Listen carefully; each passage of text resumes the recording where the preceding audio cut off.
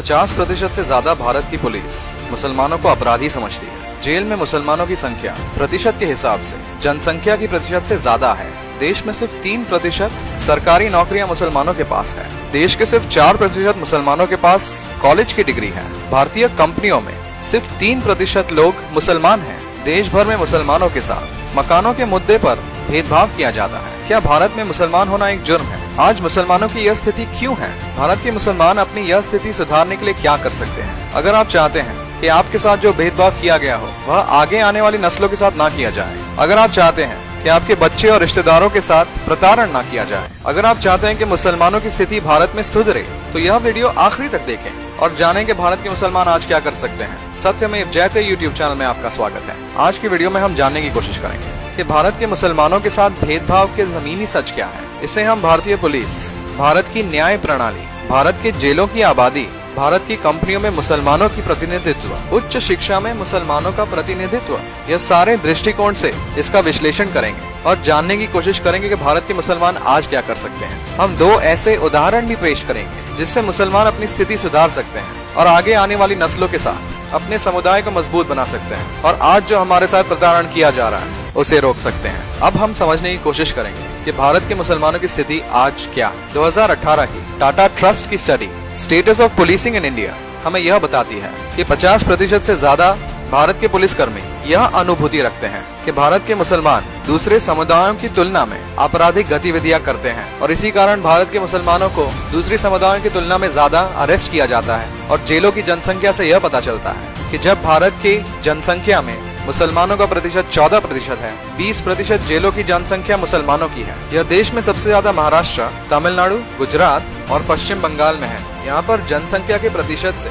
2 प्रतिशत से मुसलमानों को अरेस्ट किया जाता है। उनको औसतन 10 साल जेलों में रखा जाता है। उनकी जिंदगियां बर्बाद की जाती है। यह उन राज्यों में ज्यादा है जिन राज्यों में मुसलमानों का प्रतिनिधित्व पुलिस में कम है और इसको सुधारने के लिए मुसलमानों को अपना प्रतिनिधित्व पुलिस में बढ़ाना पड़ेगा। और यही चीज हम भारतीय न्याय प्रणाली में देखते हैं, जहाँ पर सिर्फ 4% जज देश के मुसलमान हैं और अधिकतर जज उच्च जाति के हैं और SC ST जजेस की पोस्ट भरी नहीं जाती है। और यही भेदभाव मुसलमानों के खिलाफ मकानों के लिए किया जाता है, जहाँ पर कुछ शहरों में मुसलमानों को दूसरे समुदायों के साथ रहने नहीं दिया जाता है, जिसकी वजह से एक हार्वर्ड यूनिवर्सिटी की स्टडी के मुताबिक दंगों की संभावना बढ़ती है। और यह स्टडी बताती है दिल्ली, अहमदाबाद, मुंबई जैसे शहरों में दंगे क्यों होते हैं और जयपुर और लखनऊ में दंगे नहीं होते। और यही भेदभाव सरकारी नौकरियों में किया जाता है, जहाँ पर सच्चर कमेटी की रिपोर्ट यह बताती है कि देश में सिर्फ 3% सरकारी नौकरियां मुसलमानों के पास हैं और भारत की सेना में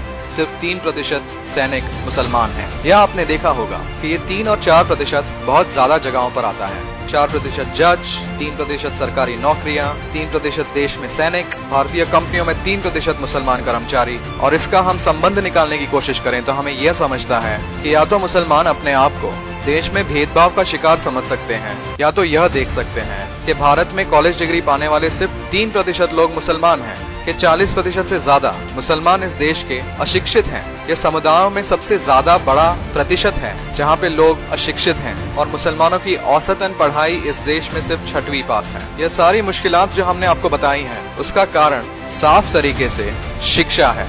अगर औसतन मुसलमान इस देश में सिर्फ 6वीं पास करेंगे, उनमें से 40% से ज्यादा अशिक्षित रहेंगे और सिर्फ 3% आगे जाकर कॉलेज से डिग्रियां पाएंगे, तो सिर्फ 3% सरकारी नौकरियां पा पाएंगे, 3 से 4% जज बन पाएंगे, 3 से 4% भारतीय कंपनियों में काम कर पाएंगे। और इस शिक्षा के कारण मुसलमानों के साथ भेदभाव किया जाएगा। और इस समस्या के समाधान के लिए हम आपके सामने 2 उदाहरण पेश करेंगे। एक अहमद रशीद शेरवानी का उदाहरण है, जहां पर उन्होंने 40 साल तक देश के मुसलमान स्कूलों में प्रयोग किया और स्कूलों का शिक्षा का स्तर बढ़ाया। और दूसरा उदाहरण एक तुरंत परिणाम देने वाला उदाहरण है, जिसे सुजाता मित्रा ने देश भर के गाँव में और छोटे शहरों में किया, जिसे इस्तेमाल कर विद्यार्थियों ने अपनी शिक्षा का स्तर बढ़ाया और उसे आज की तारीख में देश भर में लागू करना काफी आसान है। अहमद रशीद शेरवानी की कहानी की शुरुआत एक संवाद से होती है जो उन्होंने भारत के प्रधानमंत्री इंदिरा गांधी के साथ की, जिसमें उन्होंने 1970 के दशक में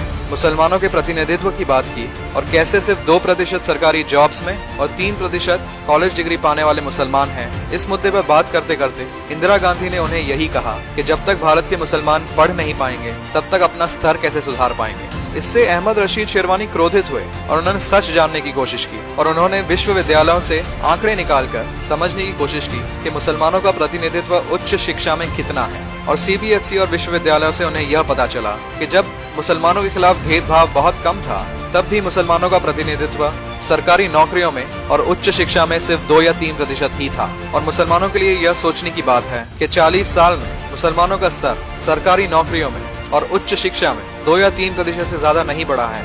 इस समस्या का समाधान निकालने के लिए अहमद रशीद शेरवानी ने मुसलमान स्कूलों की तरफ तवज्जो किया और जानने की कोशिश की क्यों कुछ स्कूल जो अधिकतर मुसलमान हैं बेहतर कर पाते हैं और कुछ स्कूल बेहतर नहीं कर पाते, और जो नहीं कर पाते हैं उनको कैसे सुधारा जाए। और उन्होंने अलग अलग स्कूलों के विषय के हिसाब से विश्लेषण किया और जिस विषय में जो स्कूल आगे थे वो स्कूलों के शिक्षकों को प्रोत्साहन राशि दी और प्रधान अध्यापकों को लिखकर जो विषय में वह स्कूल औसतन स्कूलों से पीछे थे उन्हें सुधारने को कहा। और उर्दू अखबारों में अच्छे शिक्षकों के बारे में लेख लिखे, प्रोत्साहन राशि के बारे में कहा और मुसलमान स्कूलों के सारे शिक्षकों को इन लेखों के द्वारा प्रोत्साहित करने की कोशिश की। शिक्षकों ने अपने सुधार के लिए मेहनत करना चालू की, अपने छात्रों से ज्यादा मेहनत करवाई और वह स्कूल जो यह प्रयोग में शामिल थे उनका 5% 10वीं का 30% से बढ़कर 90% हो गया। इस तरह उन्होंने स्कूलों का विश्लेषण कर विषय के हिसाब से प्रोत्साहन राशि देकर उर्दू न्यूज़पेपर में लेख लिखकर शिक्षकों को प्रोत्साहित किया,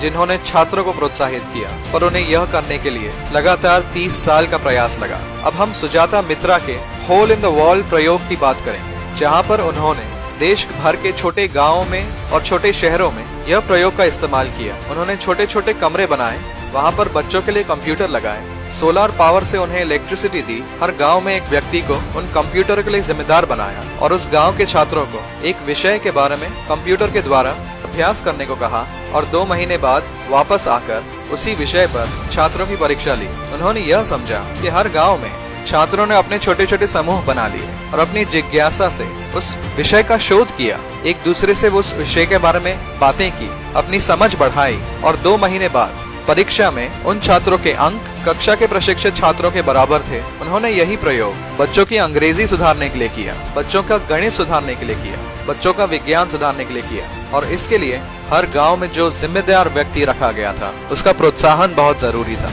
उसकी मदद जरूरी थी। और यही प्रयोग भारत के मुसलमान अपने गाँव में और छोटे शहरों में कर सकते हैं, जो आज की दुनिया में काफी आसान है, जिससे मुसलमान अशिक्षित ना रह पाए, अंग्रेजी सीख पाए। एक कंप्यूटर के द्वारा, एक सोलर पैनल के द्वारा और एक मोबाइल कनेक्शन से बच्चों को शिक्षित किया जा सकता है, उन्हें अंग्रेजी पढ़ाई जा सकती है, उन्हें कक्षा में पढ़ाए गए सभी विषय पढ़ाए जा सकते हैं। और इस प्रयोग से भारत में मुसलमानों की अशिक्षित जनसंख्या का प्रतिशत कम हो सकता है। बच्चे दुनिया भर के बच्चों के स्तर पर पढ़ाई कर सकते हैं, उच्च शिक्षा में अपना प्रतिशत बढ़ा सकते हैं, सरकारी नौकरियां पा सकते हैं, IAS IPS जैसे एग्जाम पास कर सकते हैं, पुलिस में नौकरियां कर सकते हैं, भारत में जज बन सकते हैं और मुसलमानों की स्थिति जो आज है और जो 40 साल पहले भी वही थी उसे सुधार सकते हैं। इसके लिए हम आपसे मदद चाहते हैं। आप में से कोई भी यह प्रयोग अपने गाँव में और छोटे शहरों में कर सकते हैं, मुसलमान इलाकों में कर सकते हैं, जहाँ पर एक कंप्यूटर लगाएं, उसके लिए बिजली की व्यवस्था करें, बच्चों को जमा कर एक विषय दें, बच्चों में से एक बच्चे को उस कंप्यूटर के लिए